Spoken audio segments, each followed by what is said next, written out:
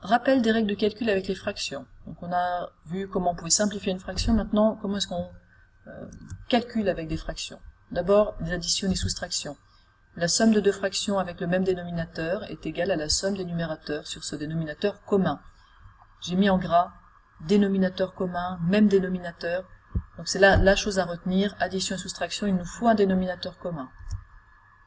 Écrit avec des lettres, on m'a dit écriture littérale, A sur D plus B sur D, c'est A plus B sur D. Et A sur D moins B sur D, c'est A moins B de tout sur D. Je garde les dénominateurs communs. Si je veux faire par exemple 1 tiers plus 1 sixième, pour pouvoir me ramener à ma propriété, il faut que je commence par trouver un dénominateur commun. 1 tiers, on l'a vu tout à l'heure, c'est 2 sixièmes, vous vous souvenez. Alors, voilà, j'illustre d'abord le 1 tiers plus 1 sixième. Si je fais 1 tiers plus 1 sixième, ça n'aurait pas de sens de se dire que j'ai 2 quelque chose. J'ai bien 2 parts de gâteau, mais elles ne sont pas de même taille, donc mathématiquement, ça n'a pas de sens de dire 2 quelque chose. Donc il faut que je commence par les mettre à la même taille.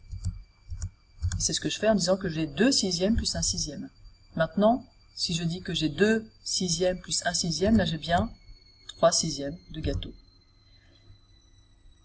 Attention, on s'arrête jamais là. Vous savez qu'en mathématiques, on est un peu rigoureux et que le 3 sixième on n'aime pas, on aime toujours garder l'écriture la plus simple. 3 sixièmes, c'est pas la manière la plus simple d'exprimer ce qu'on a pris dans le gâteau.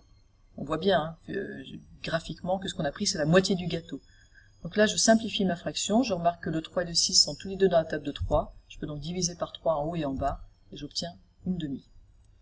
Voilà, si vous savez faire 1 tiers plus 1 sixième, vous savez faire après à peu près toutes les additions et soustractions de fractions. Donc entraînez-vous bien avec ça.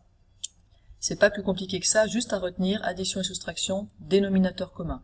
Rappelez-vous aussi qu'on n'additionne pas le dénominateur commun. On le garde, ce dénominateur commun. On a fait exprès qu'il soit commun, c'est pas pour ensuite le modifier ou l'additionner ou faire quelque chose avec. Pour les multiplications maintenant, vous avez vu ce que je mets en gras, c'est simplifie. Donc on simplifie, puis on multiplie les numérateurs entre eux et les dénominateurs entre eux. À part la simplification, c'est facile de multiplier, de diviser des fractions entre elles, puisque j'ai juste à faire A fois B sur C fois D. Je multiplie en haut, je multiplie en bas. C'est pas du tout la même règle que pour les additions et soustractions. J'insiste un peu, ici je n'ai pas besoin d'un dénominateur commun, j'ai juste à faire le produit en haut et le produit en bas, mais d'abord je simplifie.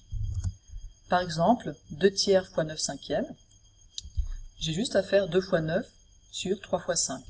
Sauf qu'avant, je simplifie. Je pourrais, ce serait pas faux de dire que c'est 18 sur 15. Et si vous faites ça, après, vous allez avoir du mal à simplifier votre fraction, le résultat final. Alors que si on simplifie tout de suite, vous allez voir que c'est beaucoup plus simple. Donc, le 9, je reconnais que c'est 3 fois 3. Le 3, c'est 3 fois 1. Et donc, je peux simplifier un 3 en haut avec un 3 en bas. Il me reste un 3 en haut.